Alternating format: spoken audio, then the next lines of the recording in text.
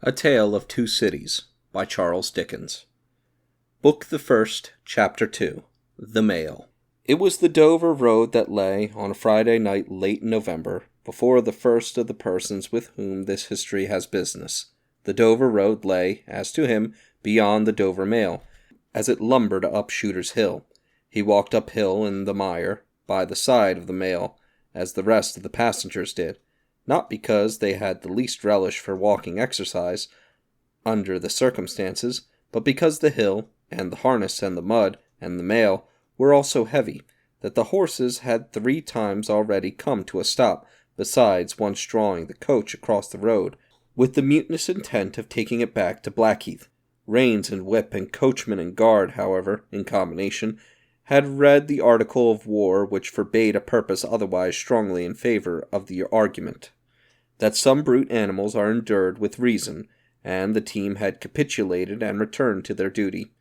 With drooping heads and tremulous tails, they mashed their way through the thick mud, floundering and stumbling between whiles, as if they were falling to pieces at the larger joints. As often as the driver rested them and brought them to a stand, with a wary "Whoa-ho, so-ho then!" the near leader violently shook his head and everything upon it, like an unusually empathetic horse, denying that the coach could be got up the hill.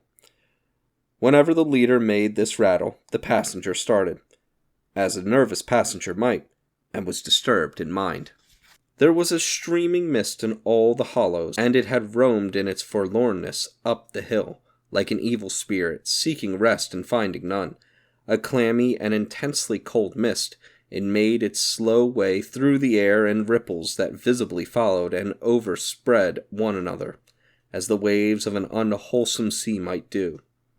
It was dense enough to shut out everything from the light of the coach lamps but these its own workings and a few yards of road, and the reek of the laboring horses steamed into it, as if they had made it all. 2 other passengers, besides the one, were plodding up the hill by the side of the mail.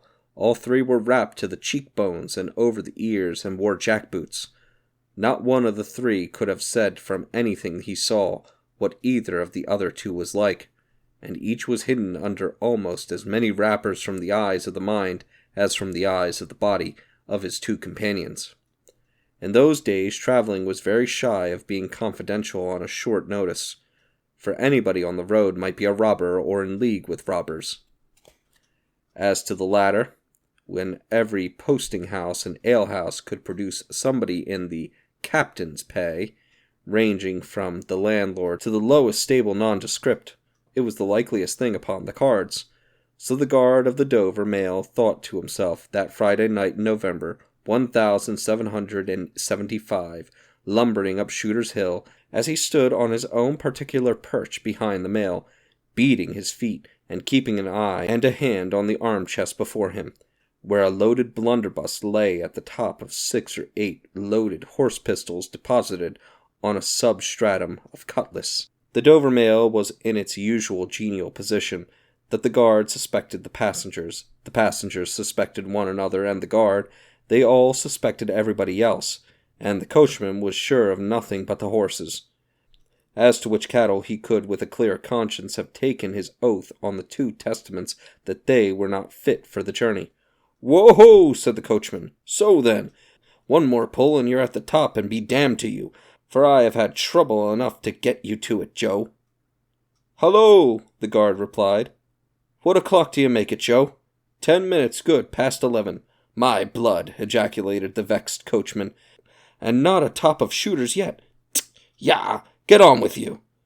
The empathetic horse, cut short by the whip in the most decided negative, made a decided scramble for it, and the 3 other horses followed suit. Once more the Dover Mail struggled on with the jackboots of its passengers squashing along by its side. They had stopped when the coach stopped, and they kept close company with it.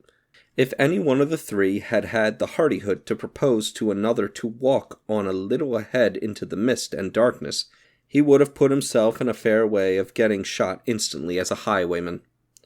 The loud burst carried the mail to the summit of the hill. The horses stopped to breathe again, and the guard got down to skid the wheel for the descent, and open the coach door to let the passengers in. "Joe!" cried the coachman, in a warning voice, looking down from his box. "What do you say, Tom?" They both listened. "I say a horse at a canter coming up, Joe." "I say a horse at a gallop, Tom," returned the guard, leaving his hold of the door and mounting nimbly to his place. "Gentlemen, in the king's name, all of you." With this hurried adjuration, he cocked his blunderbuss and stood on the offensive. The passenger booked by this history was on the coach step, getting in. The other 2 passengers were close behind him, and about to follow. He remained on the step, half in the coach and half out of it. They remained in the road below him. They all looked from the coachman to the guard, and from the guard to the coachman, and listened. The coachman looked back, and the guard looked back, and even the empathetic leader pricked up his ears and looked back, without contradicting. The stillness consequent on the cessation of the rumbling and laboring of the coach, added to the stillness of the night, made it very quiet indeed. The panting of the horses communicated a tremulous motion to the coach, as if it were in a state of agitation. The hearts of the passengers beat loud enough perhaps to be heard, but at any rate the quiet pause was audibly expressive of people out of breath, and holding the breath, and having the pulses quickened by expectation. The sound of a horse at a gallop came fast and furiously up the hill. "So-ho!" the guard rang out, as loud as he could roar. "Yo there! Stand! I shall fire!" The pace was suddenly checked, and with much splashing and floundering, a man's voice called from the mist. "Is that the Dover mail?" "Never you mind what it is," the guard retorted. "What are you?" "Is that the Dover mail?" "Why do you want to know?" "I want a passenger, if it is." "What passenger?" "Mr. Jarvis Lorry." Our booked passenger showed in a moment that it was his name. The guard, the coachman, and the 2 other passengers eyed him distrustfully. "Keep where you are," the guard called to the voice in the mist, "because if I should make a mistake, it could never be set right in your lifetime. Gentlemen of the name of Lorry, answer straight." "What is the matter?" asked the passenger, then with mildly quavering speech. "Who wants me? Is it Jerry?" "I don't like Jerry's voice if it is Jerry," growled the guard to himself. "He's hoarser than suits me, is Jerry." "Yes, Mr. Lorry." "What is the matter?" "A dispatch sent after you for over yonder T & Co." "I know this messenger, guard," said Mr. Lorry, getting down into the road, assisted from behind more swiftly than politely by the other 2 passengers, who immediately scrambled into the coach, shut the door, and pulled up the window. "You may come close, there's nothing wrong." "I hope there ain't, but can't make so nation sure of that," said the guard in gruff soliloquy. "Halloa you!" "Well, and halloa you," said Jerry more hoarsely than before. "Come on at a foot pace, d'ye mind me? And if you got holsters to that saddle of yourn, don't let me see your hands go nigh 'em, for I'm a devil at a quick mistake, and when I make one, it takes the form of lead. So now let's look at you." The figures of a horse and rider came slowly through the eddying mist, and came to the side of the mail, where the passengers stood. The rider stopped, and, casting up his eye at the guard, handed the passenger a small folded paper. The rider's horse was blown, and both horse and rider were covered with mud, from the hoofs of the horse to the hat of the man. "Guard," said the passenger, in a tone of quiet business confidence. The watchful guard, with his right hand at the stock of his raised blunderbuss, and his left at the barrel, and his eye on the horseman, said curtly, "Sir." "There's nothing to apprehend. I belong to Tellson's Bank. You must know Tellson's Bank in London. I am going to Paris on business. A crown to drink. I may read this?"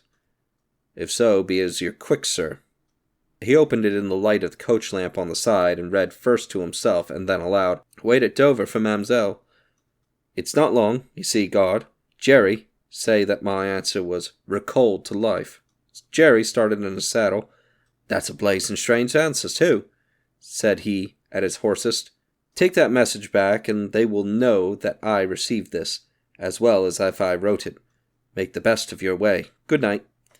With those words, the passenger opened the coach door and got in, not at all assisted by his fellow passengers, who had expeditiously secreted their watches and purses in their boots, and were now making a general pretense of being asleep, with no more definite purpose than to escape the hazard of originating any other kind of action. The coach lumbered on again, with heavier wreaths of mist closing round it as it began the descent.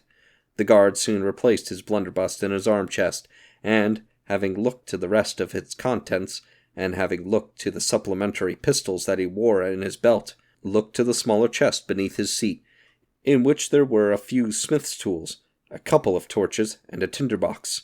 For he was furnished with that completeness that if the coach lamps had been blown and stormed out, which did occasionally happen, he had only to shut himself up inside, keep the flint and steel sparks well off the straw, and get a light with tolerable safety and ease, if he were lucky, in 5 minutes.